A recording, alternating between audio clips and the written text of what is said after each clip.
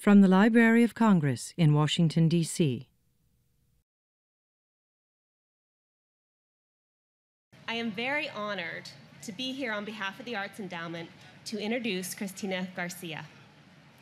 Cristina Garcia's latest novel, her sixth, just published last month, is an absolute delight to read. The King of Cuba is set simultaneously in Havana and Miami. The Washington Post reviewer, Steve Donahue, commented, "The portrait Garcia paints of El Comandante, nostalgic but utterly unsentimental, evil but magnetic, is the best thing she's ever written, a pitch-perfect study of tyranny in winter." When you page through the reviews of The King of Cuba, you see the pattern of mentions of Shakespeare's King Lear and Milton's Satan, invoking the same character magnetism that the Post reviewer mentions. This is not a timid book. This is a story about the trajectory of lives and nations. There are big personalities, so it's juicy. It does not take itself as seriously as the characters may, and that's where the delight and fun comes in. I would echo that one of the best things about this novel, besides the pleasure of reading it, is a sustained perfect pitch. The poet Robert Frost said that poetry begins with a lump in the throat. And when you read Garcia's work, you can feel the lump in your throat dissolve like a sugar cube because it's so right on and witty, only for the lump to form again. She manages to hold this amazing balance between wish and regret, showing us one of the ways in which we are all the same. Cristina Garcia was born in Havana on the 4th of July. She graduated from Barnard College and made a career in journalism, starting out as a researcher for Time magazine.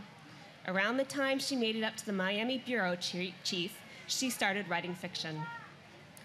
Cuba serves as the muse for many of her works. She published or edited more than a dozen books since her Dreaming in Cuban made a splash in 1992 and was nominated for the National Book Award. Garcia is primarily a novelist and journalist, but works in a wealth of genres: poetry, editing, playwriting, translation, and nonfiction. She has won a fellowship from the National Endowment for the Arts and the Guggenheim Foundation, the Whiting Writers Award, and the Janet Hediger Kafka Prize. She is professor and chair of creative writing at Texas State University, San Marcos. She's also taught at Texas Tech, the University of Miami, and Black Mountain Institute, among other places.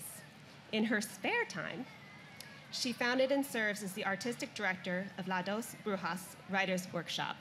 Please help me welcome Cristina Garcia.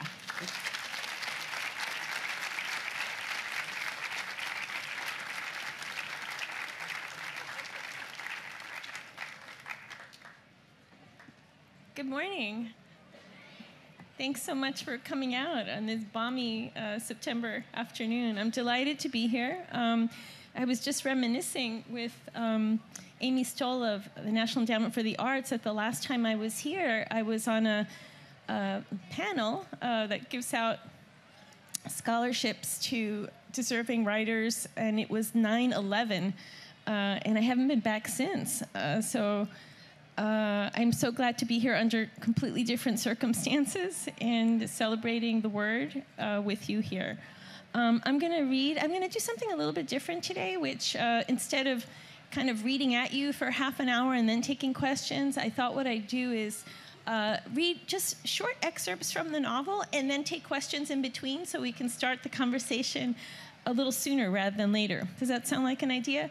There are microphones here and here, so if you have a question, please don't be shy because everything's recorded. Just come right on up because I'd love to start the conversation.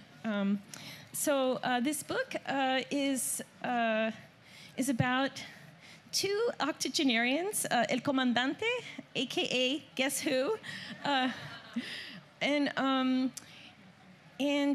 also a sort of counterpart, a Miami exile who's just waiting and waiting in his condo on Key Biscayne, as he would put it, waiting for the son of a bitch to die, checking hourly. I made this site up, although someone told checking hijodeputa.com to see What's his temperature now? Does he have an ear infection? You know, always hopeful. He's trying to outlive him. A friend of mine said they checked to see if hijodeputa.com actually existed, and it does, but it has nothing to do with El Comandante, and I don't recommend you go on there. At least, you know, within eye or earshot of children. So I think, and then, so it's these two sort of titanic figures, and then there's a whole rabble of other Cuban voices in the book that are contesting and skewering and kind of counterbalancing these official histories that have had such a stranglehold on the imagination of the Cuban and Cuban-American experience. So that's what this book is about, and it's kind of darkly comic. I have to confess, I enjoy maybe a little too much poking fun at Cuban men. It's a sort of hobby. But there, of course, there's tragic undertones. Maybe not enough, but there we go. All right, so maybe I'll start with my exile fellow. His name is Goyo Herrera, and he's lost his wife of many years. He's visiting her at the cemetery. They have two children, a son, Goyito, who's had all kinds of addiction and other problems, is calling his father constantly, is not quite right, and so he will be interrupting this visit, so that's who you'll hear. There's also a daughter. I don't think she appears in this section. So he's at the cemetery in Little Havana, right off Calle Ocho in Miami. A small army of clicking beetles trundled across her grave. Goyo swiped at them with the tip of his cane. Last week, his brother had told him that one of his great-grandchildren, the 9-year-old, was raising hissing cockroaches from Madagascar as pets. Cucarachas? This was inconceivable to Goyo. Couldn't the boy get a hamster or chihuahua like everyone else? Goyo reached inside his shirt pocket for the cigar he'd tucked there. He lit it and watched as the smoke ribboned to heaven. Maybe if he killed the tyrant, he might go straight to heaven himself. But there was little justice in the world. For him, true heaven was the precious memory of his youth, of the earthly paradise he'd lost. Cuba had been his birthright, his home, and had been taken away from him, brutally, eternally. What was death next to such banishment? Goyo considered the other graves, the statues of angels and gargoyles, the mausoleums and family crypts. So many heartbroken exiles were buried here, dreaming with their last breath of returning home to a free Cuba. Above him, a pair of ravens drifted in the skies. The heat was growing unbearable. The sun bleached everything in its domain as it moved toward unforgiving noon. Goyo's cell phone rang. Coño, there was no escaping his son, even here. Rock, Frank. Goyito, is that you? Rock. Is that molar bothering you again? Goyito's interminable dental problems frequently pushed him to unconventional expressions of pain. It's a great blue heron. A what? That bird in the Everglades. It's a mating call. Are you trying to attract a female? There were no passports for parenthood, Goyo thought, or for death. Listen to this. Choo, choo, choo, choo, sweet. Mira, hijo, I'm here in the cemetery with your mother, and guess what it is? I have no idea. A yellow-throated warbler. Okay, here's the last one. I've been practicing this all morning. Taka, taka, taka, taka, taka, taka, taka, taka.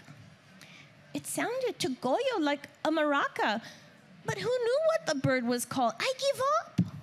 A belted kingfisher. The longer the rattle, the more aggressive it's feeling. It's very territorial. Goyo laughed. He envisioned the kingfisher still wet and chattering on its mangrove branch.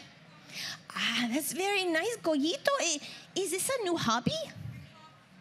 He didn't care what the hell his son did to pass the time so long as he stayed sober. Goyito was his dark angel, unfit for this world. Sorry, I'm getting a little feedback. Are you getting it too? Yeah. All right, well, we'll keep going. We'll soldier on. I'm sorry. I'm so, and it sounds like my mother. So I just feel like, Mom, are you out there? I'm sorry. I killed her off in this book. All right. Okay. Continue. All right.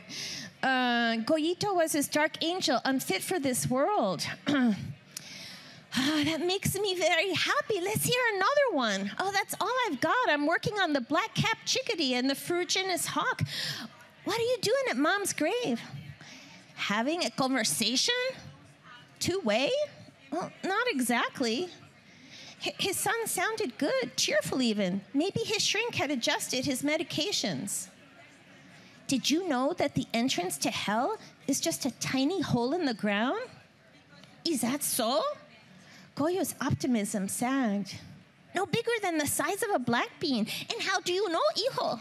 Goyo tried to keep his voice even. It wasn't possible to imagine Goyito's confusion, but he could try to offer him patience. I dreamt it. Goyo heard his son grinding his black molars, popping his jawbone. Life and death aren't equal, Goyito added. I have to agree with you there. Goyo eyed the pink and white bougainvillea cascading over a grave 20 yards away. It goes against what the church says, but I suspect that life is a lot better than death. Whoa, then I'm totally screwed. I didn't mean it like that. It's just, can you send me money for my tooth? Goyito interrupted. When are you going to the dentist? Next week. Then there's time. I'll call Dr. Yamada and make arrangements. I'm hungry. Bueno, eat something. Don't starve yourself. Recently, his son had embarked on a modified fast and was subsisting on liquid protein. In this, unfortunately, he took after his mother. A cadaverous black dog nosed its way along the graves, limping on its back left leg. Vete de aquí, vete. There's a dog here, hijo. It looks like a pit bull. I don't want it digging up your mother's bones. The dog approached tentatively, its eyes on Goyo. Then, without warning, it latched onto his mahogany cane. Hijo de puta! Goyo held fast to the curved end. $50, send me $50. 20, Goyo shouted. And with a sharp tug, the dog got hold of the cane and trotted off with it, settling on some Cuban admiral's grave and having himself a good chew. I'll call you back, hijo. Now what? Goyo was sweating from the humidity and his battle with the dichoso mutt. A hummingbird flitted among the bougainvillea. It looked like a gleaming ruby with wings, its beak a perfect curved needle. Mi madre, why was it breaking his heart? Time was no more than this, Goyo decided. A stray dog snatching your cane without permission or grace. Goyo wiped his forehead with a handkerchief. A drifting cloud gave him momentary respite from the sun. He stumbled after the dog, but it stood its ground and growled. Give it to me, Goyo commanded, stretching out his hand. If he couldn't get his cane back from this flea-bitten mutt, then what hope did he have of killing El Comandante? The dog emitted a high-pitched whine. Goyo got a little closer. It sat upright and offered Goyo its paw. He shook it, then reached for his cane. Good boy, he whispered. You're a good boy. I'll bring you a steak next time, okay? So that's a little bit of Goyo. Here we are.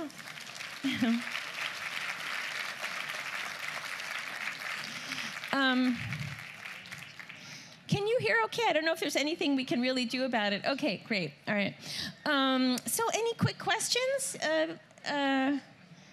Anyone rushing to the mic? No? Don't be shy. It just takes one, and then the floodgates open, I assure you. Oh, here you. Hi, yay, the brave one. Welcome. How are you? Hello, everyone. Thank you for coming out, and thank you for sharing that on behalf of the Cuban people. My name's Steven. I'm from Miami, Florida, and the plight of the Cuban people really needs to be brought into the spotlight. Thank you very much.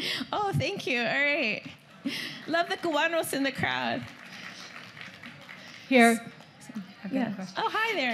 Can you tell us about your writing discipline and your writing regimen, how you do it? I mean, do you lock yourself in a room all day, or do you do it a little at a time? Or yeah, okay. Where do you get your ideas? The writing discipline, or lack thereof. With King of Cuba, I started, as I usually do, in an office with a computer and so on, but it quickly devolved into handwriting in notebooks. Somehow, to write these octogenarians, it just felt like the right thing to do is to kind of recapture the handwriting. And so for me, it was many, many notebooks filled with these ramblings of my octogenarians, El Comandante as well as Goyo. And mostly, I've gotten a little bit less precious about what I need. I used to need a very careful setup and a certain number of hours. And I think probably had more to do with having a child in school and just working around her schedule. But ever since she went off to college, anything goes. I write in the middle of the night. I write in cafes. I write on planes. I now have gotten in the habit of writing things by hand instead of on the computer, which I love. I don't know. There's something different that happens, I think, for me in the brain, and it just slows it down. It's sort of less fungible, and I'm really I'm enjoying more what happens on the page that way. Maybe I'm a little bit more forgiving of myself too on handwriting, crossing out. Yes, please go to oh, hello. Good morning. Good morning. As change begins to come to Cuba, can you imagine how that might affect your writing and what your dreams might be for Cuba? Yeah. Well, I was in Cuba 2 years ago, 2011, and I hadn't been in a while because it had been very difficult to go to Cuba during the Bush years. Just the bureaucracy was just very formidable. But when I was there last, and I talked to friends who go more frequently, that it's a regime in its last gasp, really. And when I was there, one of the songs that people were singing when they had too much rum, and the refrain was, I'm not going to burden you with my singing, although I might, just as revenge for the other tent, I might just really disrupt things over there, but I'm not going to do that. But the refrain was, Los viejos no nos dejan vivir. The old guys are not letting us live. And people routinely, just on the street, without any self-consciousness about who was hearing them or whatever, they were referring to the regime as a gerontocracy, or saying things like, cerraron la bolsa, which basically means the government is shut down, nothing's working. And so people are, the national verb of Cuba is resolver, to resolve. And so people are just resolving things on their own, bartering, doing odd jobs, renting out their 1950s Chevys for weddings, or, whatever it is to survive. It's a little bit of a holding pattern. It's ossified. I'm going to read a little bit more. I want you to hear El Comandante a bit, and then we'll take some more questions. Yeah. Thank you so much for all these good ones. One of the interesting things for me in trying to inhabit a character like El Comandante was also trying to imagine him as a boy. What was his childhood like? What were the were the elements already there for this kind of grandiose life, grandiose narrative?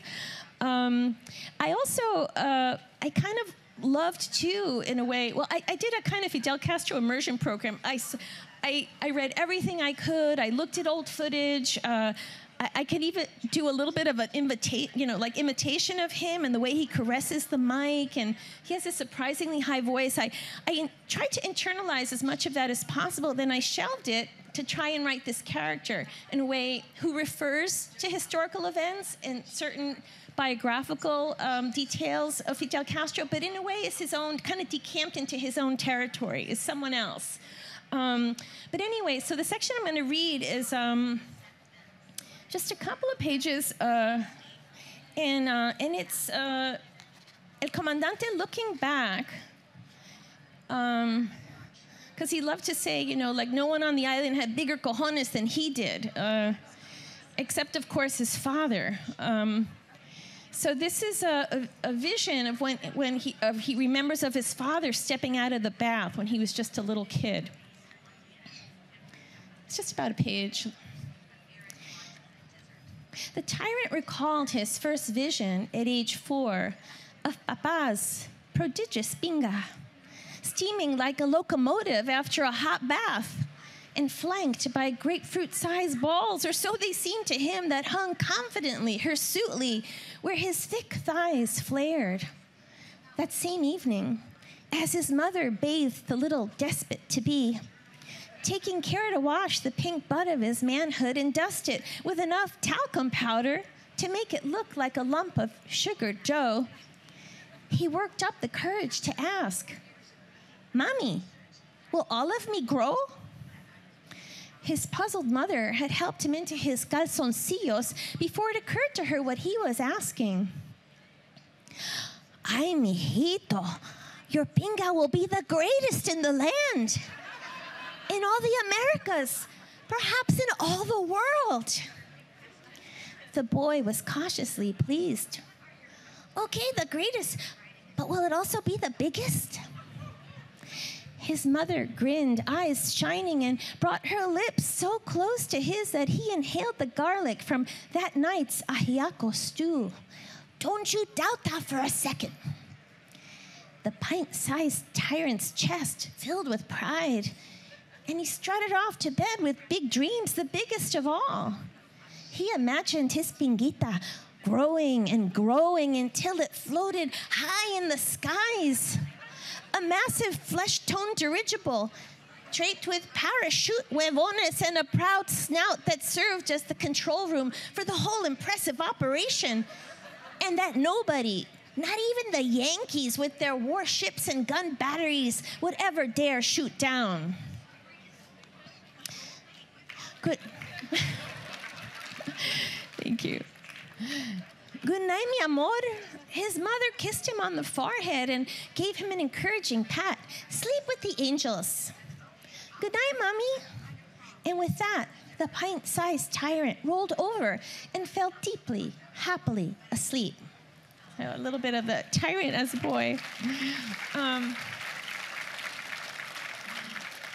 I have to say, I mentioned last night, I gave a tiny presentation as part of the festivities last night, and I mentioned that my first novel, Dreaming in Cuban, was recently banned in a school district in Arizona, joining many other Latino writers, and the book was charged with quote-unquote debauchery, and also someone called it child pornography. So I thought in the spirit of those charges, I would read some racy sections, just extracting from the book. So another question or two? Yes, come right up to the mic. Hi, Ms. Garcia. Hi, how are you? Good, how are you? I've taught your work before. Oh, do I need to speak louder? Yes, I've never heard bit. that before, so okay. I've taught your work to my undergrads, and I know how important your work is for your readers to consider other perspectives, like I think this book is doing. So I would actually like you to comment on the ban of Latino writers in Arizona and following up in other school districts, and what role do you see Latino literature playing now for the U.S. reader? Yeah. I think it's an important question and an important crossroads for Latino literature. You probably heard about last year just a slew of Latino writers being banned in Arizona, and there was this whole movement, libro traficante, book trafficking movement, where writers and readers were actually smuggling the banned books. Imagine this, in 2012, smuggling banned books into Arizona. So is this what we've come to? And most of the charges were about feeling that the works of Latino writers were inciting complicated feelings and racism and violence, not in the least, but also, the same people who object to, say, a sex scene, which to me are, is extension of character. If you extract anything and then extrapolate it, you might think it's pornography, but everything is in a context. And regardless, of the freedom to write what we want here. And but to me, this notion that we have to protect our children from, these rich, cultural, diverse experiences, but at the same time they can be blasting people on their whatever those things are, but violence is not something that seems that anyone gets protected from. So to me, it just is incomprehensible. And I say that as not just a writer, but as a mother. My own daughter read Dreaming in Cuban at 14, and without deleterious effect. And, if anything, she was rather unimpressed and moved on with her day. That was much more demoralizing, at least much more demoralizing than a vicious response or visceral response. But no, there's no place for censorship. Only censorship should be banned, not...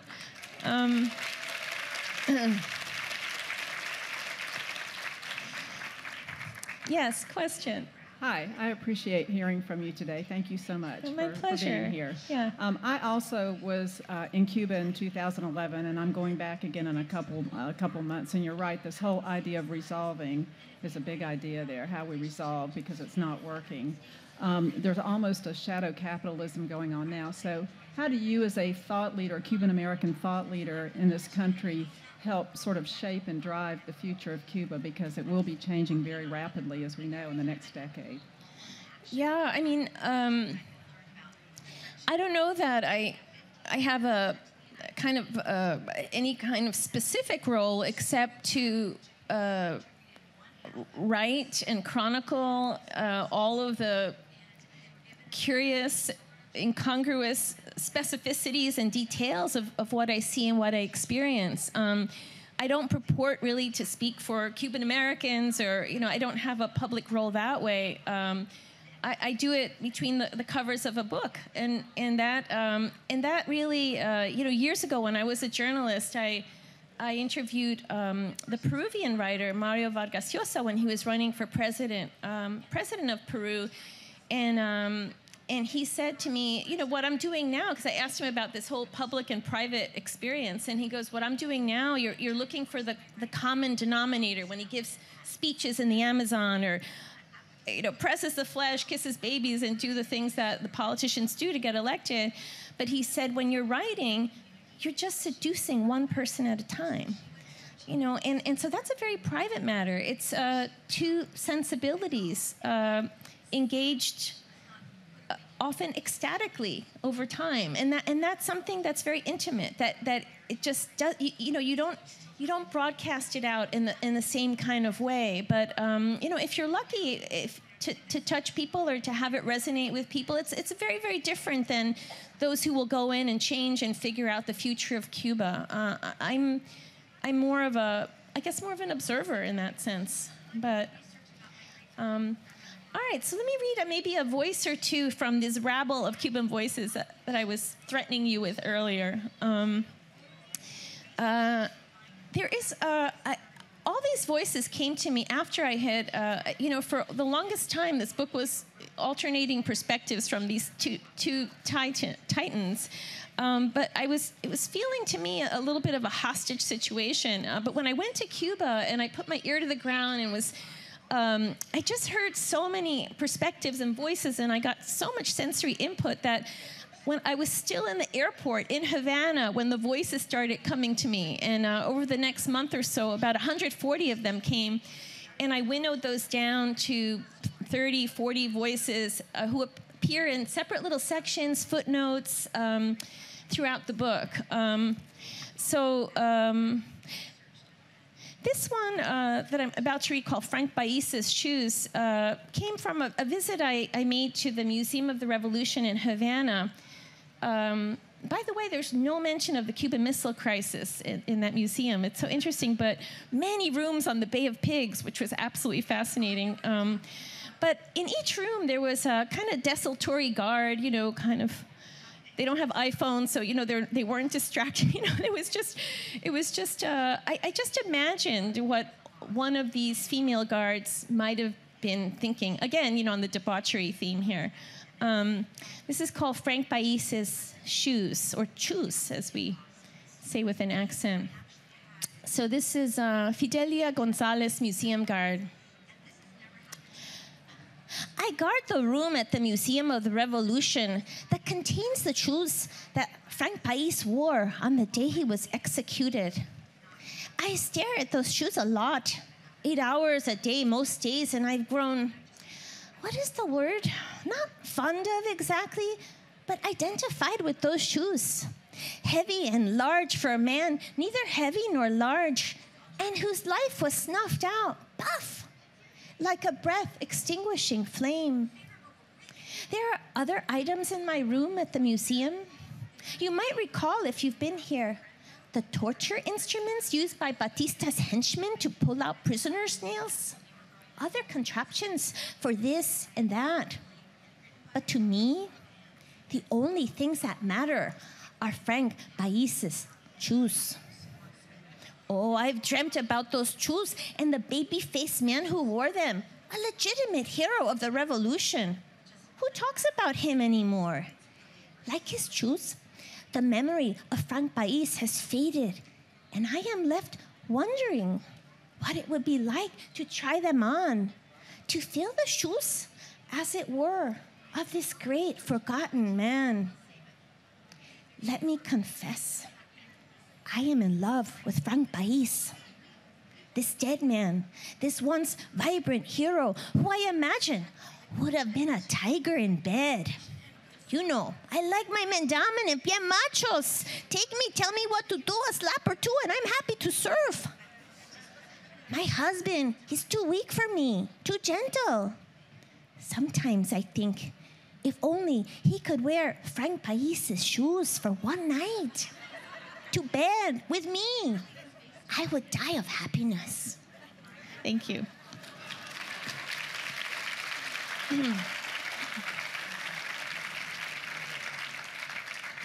Another question or two? Is this questions in between working for you guys? All right, we have a few more minutes. Yeah, go ahead. I just finished reading, Learning to Die in Miami, Carlos Ire, I don't know how to pronounce his name. Yeah.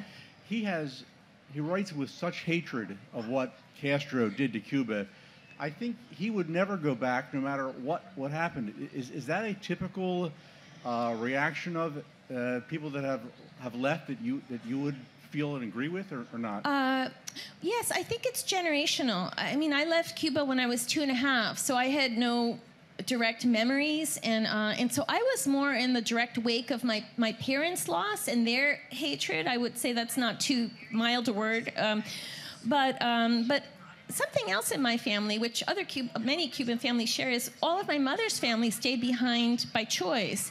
And so I grew up in this very kind of politically polarized atmosphere that made me study political science, that made me want to synthesize and explore, these vast differences that had so affected my family. And I think since I was a child, I've been very interested in kind of the fallout from big historical events, on the little H histories of relationships of sisters in a family, or so for me that's where these bigger policies, these bigger seismic events have an impact. I'm interested in that personal the personal impact of things like that.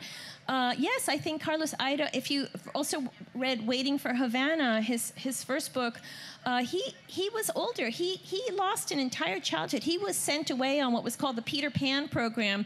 He was sent away from his parents to the U.S., and it was a terribly traumatic situation. And so for him, that loss has turned into this abiding hatred for a regime that ruptured his life, his childhood, his family. And many people of his generation and older, I would say, feel the same way. And Goyo Herrera in this book, I think, captures some of that dismay.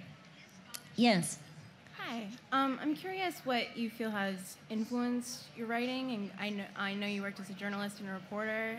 Did that influence how you write, do you think, or...? Yeah, well, I spent almost 10 years as a journalist, and I think journalism was helpful in many ways. And one of them was processing a lot of information very quickly, distilling it down. It got me in the world and comfortable talking and interviewing with people from, vastly different backgrounds. And I think it just prepared me to be writing every day. So when I transitioned into writing every day but something else, I was already kind of ergonomically prepared. I got that Neanderthal, hunch ready to go. So yeah, journalism is helpful, and I still am kind of a news junkie that way. All right, I'm going to end with speaking of journalism. The one little section, again, another voice that is absolutely true. Almost everything is made up or riffed off of, but this little section, again, under a page, is about this artist I met in Havana. And pretty much, almost word for word, what she told me, what I saw, okay? So this is called Galapagos. This is a very difficult country, very stressful. No quieren reconocer que esto es un fracaso, an utter disaster. I waited years for an apartment in Havana until I couldn't wait any longer. I built my own place in between these two old mansions in Vedado. It's gloomy and narrow, but I shift a spotlight around to where I'm painting y me resuelvo. At first, the authorities considered me a squatter. Then they tried to tax me out of existence. But I parked myself here and refused to move. I live with my kitty and a baby Galapagos turtle that a friend of mine smuggled out of Ecuador.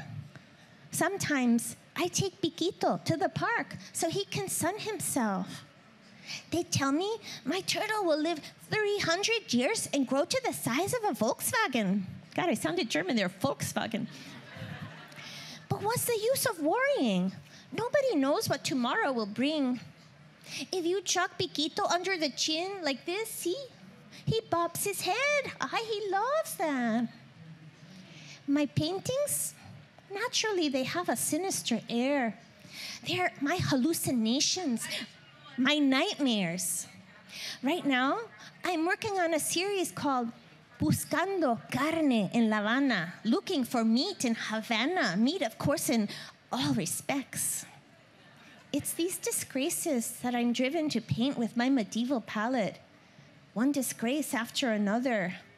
There are never shortages of those. Zaida del Pino, artist. Thanks very much.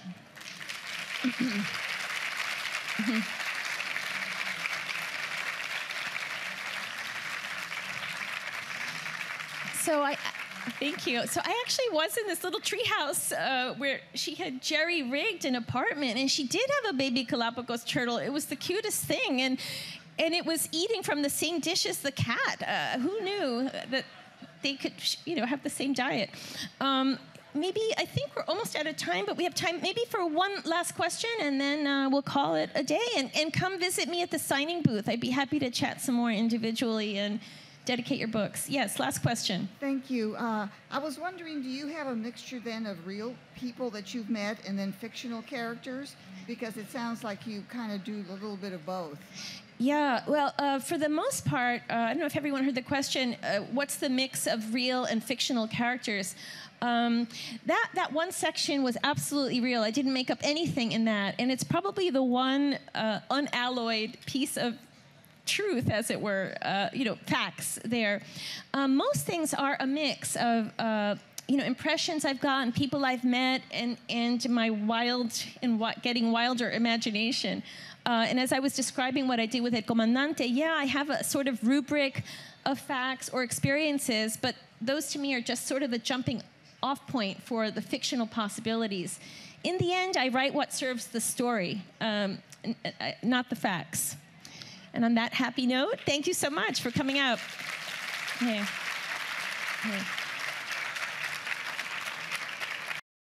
This has been a presentation of the Library of Congress. Visit us at loc.gov.